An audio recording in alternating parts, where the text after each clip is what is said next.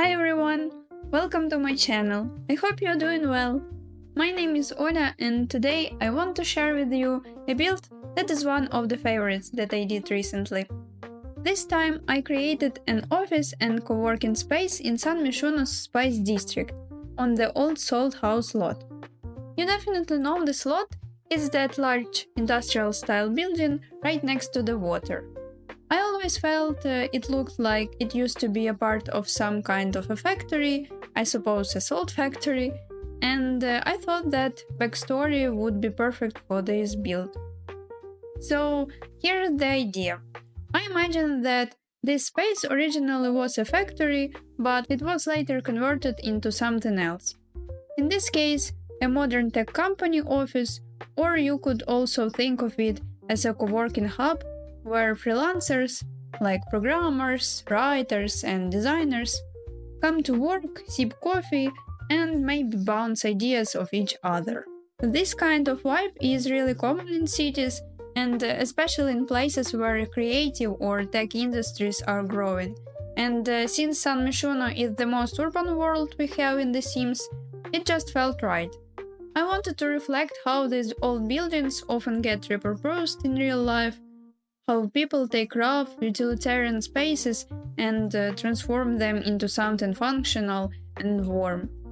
Actually, the inspiration for this build came from real life. Near where I live, there is a building I often pass when I'm walking back from the grocery store. It kind of looks like it could have been a small factory at some point, though I'm not sure it ever was.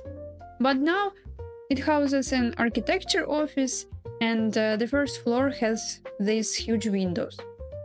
And when the blinds are open, you can totally see inside. Not that I'm spying or anything, I just love getting a little peek at interiors, especially workspaces or furniture showrooms.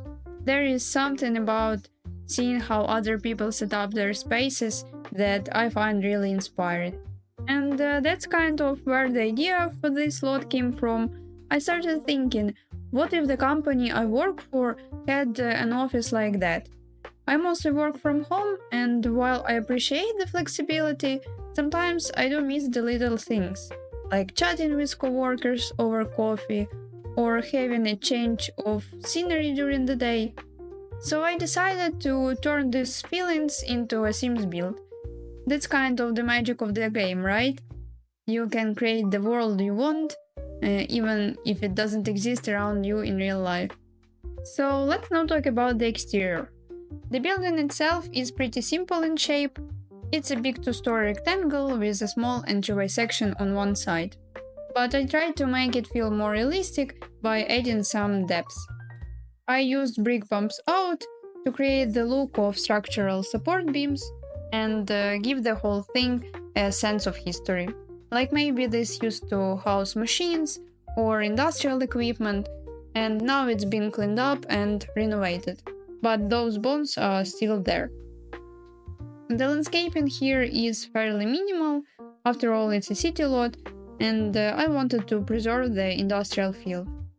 But I did add a quiet little outdoor space at the back of the building that is overlooking the water.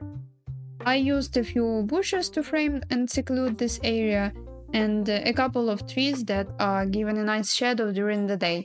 So it's okay to spend time there during the hot summer hours. There are also benches where Sims can relax during breaks.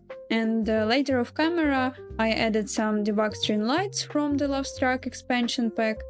You will see them on the screenshots at the end of the video. This way I wanted to add a bit of atmosphere similar to the one that those outdoor cafes or patios sometimes have. I imagine the space being perfect for a casual coffee break or even a little brainstorming sessions in the fresh air.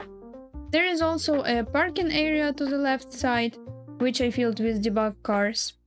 It helps bring some life to the lot and gives the illusion that people are already there, working away. The real-life building I mentioned earlier also has a small parking lot on the side, so that detail felt kind of important. You might notice I added a couple of pickup trucks, which might not be the obvious choice for a group of tech workers. But I live in Canada, and I couldn't resist including them. Maybe someone commutes from out of town or just really likes their truck. And now let's head inside the building. This is where most of the story really starts to come to life. So at this point in the build, I'm just working on the basic interior layout. I started placing all the doors and painting the walls, and for this space, I really wanted to keep a sense of continuity between the outside and inside. That's why I used the same grey concrete and warm brown brick from the exterior. I think it gives the whole space this cohesive and slightly raw industrial look. For the floors, I went with concrete as well, which I know might seem a bit cold at first, but paired with the furniture and plants later on, it ends up feeling really balanced. Right now it might not look like much, but I think that this step really sets the foundation for what's coming. As soon as you walk in, there is a small entry area with 2 chairs and a cork board on the wall. I imagine this as a kind of community bulletin board, maybe with announcements, job postings, or just little messages from team members. And from there, you step into the main coworking area, which spans both floors. I started decorating it with a kitchen, but before that I added some wall tiles. I used the new base game tiles. They're super sleek and modern, and I love how they work in both kitchen and washroom spaces. They help define the more functional areas without clashing with the rest of the build. I also added ceiling lights here to make sure that whole space feels bright and usable, especially during those gloomy San Myshuno mornings. So now back to the kitchen, which is located in a small corner together with a dining zone. It's a cozy little space with everything you actually need: fridge and microwave for food storage and preparation, a kettle, sink and dishwasher to clean after. I think Sims can grab a bite, make some coffee or tea, or just take a break. I wanted it to feel like the kind of kitchen you would find in a real creative office. Not too polished, but definitely functional and inviting. If you come in from the main entrance on the left side, the first thing you will actually see is the lounging area. It's got some comfy couches and chairs set against this huge green wall that is featuring the company's logo. I actually used a similar idea in my previous video, the Cozy Gamer apartment, and I thought it fit really well here too. It adds some personality and a touch of branding, but also softens the space and makes it feel more welcoming. And what was really important to me here is creating a warm and inviting interior. Even though the building itself is industrial, I didn't want it to feel cold. That's why I brought in so much brown color, warm toned wood, and plants, of course. I genuinely believe that greenery makes a huge difference in how spaces feel. So you will find potted plants in almost every corner of the build. And here I am finishing up the lounge area, adding the couches from my first pet stuff pack, which I heard many people don't like, but for me it's a good one, particularly because of these love seats, especially in a black swatch.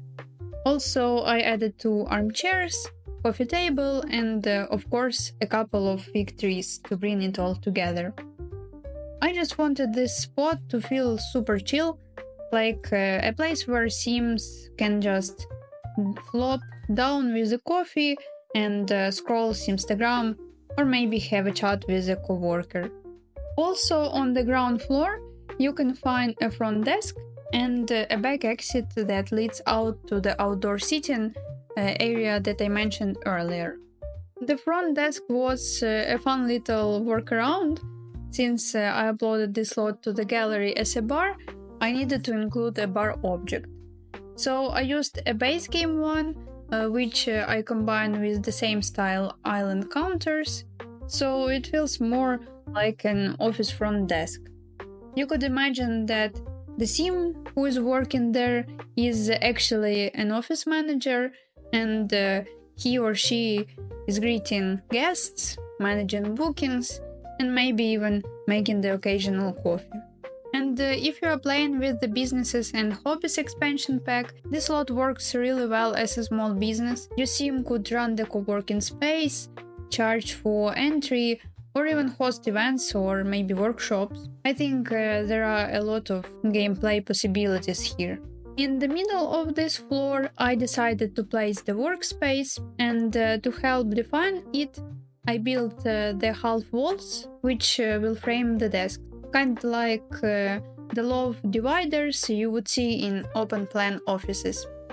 They don't block visibility, but they give just enough separation to distinguish the work zone from the lounge and kitchen. And instead of using the regular desks from the office category, I placed here a few base game dining tables, which I actually picked because their shape kind of reminded me of adjustable standing desks. Those are super popular now, especially in offices where people are working on computers all day. I use one at home myself, so it felt like a nice, realistic touch. Even if we don't technically have standing desk in The Sims yet, but maybe someday. Also, I imagine this is where most of the real work happens, so maybe one sim is coding, another is editing video, and someone else is prepping a client pitch. And around here, I'm decorating the washrooms. I made sure to include a couple of options on the ground floor, and there is also a small one upstairs for quick use. I wanted them to feel simple but still a little fun, so I added some artwork about the toilets. Specifically, I picked frame pictures from different Sims worlds, kind of like when companies decorate with travel posters or photos of their favorite cities. I usually don't do this in my builds, but I think here this detail gives the space a bit of personality and makes it feel less like a generic bathroom and more like a place that is actually used. And in the small corner near the stairs, I added a chess table just for Sims to work on their logic skill when they're tired of programming or whatever they're doing. There is also a coffee lounge tucked toward the back of the first floor. It has some comfy seating, a coffee machine, and even a console gaming setup. I was inspired by something from one of my previous jobs. We had a similar room, kind of like a mini break room, where people would hang out after lunch and play PlayStation together. It wasn't anything fancy, just a couch, a TV, and a console, but it really brought people together. I didn't work from the office a lot, since I was mostly remote, but whenever I did stop by, I always passed that room and saw people laughing or just taking a breather between meetings. It added a lot of warmth to the space, and I always thought that was such a cool idea. So I wanted to bring that same energy into this build, something a bit more relaxed and fun, where Sims can chill for a bit, or grab a coffee, put their fun matter with a quick game. It also adds to that whole flexibility, creative office vibe, where employees are encouraged to take breaks, socialize, and also reset their minds a little. I think such details make the whole place feel more dynamic and not just a place to work, but a space people actually enjoy spending time in. And now heading up to the second floor, which is actually open to the main level below. That loft-style layout was something I really wanted to keep. It helps maintain the airy, converted factory vibe and also makes the space feel more connected. I imagine that the founder or CEO up there being able to see what's going on downstairs, not in the creepy micromanaging way, but just being part of the same creative energy. And yes, I gave the CEO a private bathroom with a shower.